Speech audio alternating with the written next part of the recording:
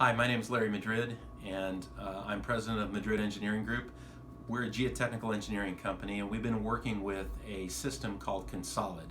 CONSOLID is intended to be a road base that is hydrophobic and has incredible strength.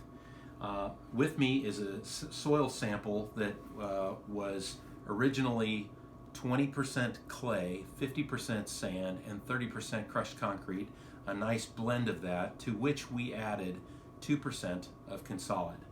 Now, this sample was made about 2 months ago, and it cured or sat in a bag for about a month, and then I submerged it and put it inside of this plastic container here, and I kept it in there completely submerged for a month.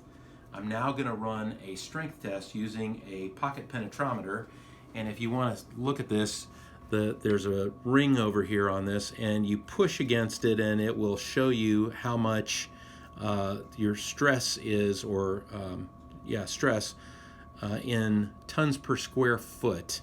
So this would have been almost nearly 2 tons per square foot, like 1.8 or something like that.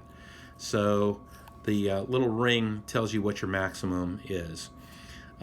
This sample here has been pretty hard. Let's find out how strong it is after being submerged completely in water for a month. And by the way, there's a little mark on there on the side of this thing, and you're supposed to stop the test when you penetrate this little mark right there.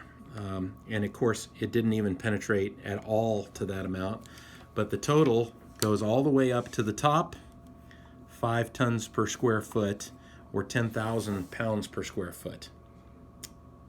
Thank you.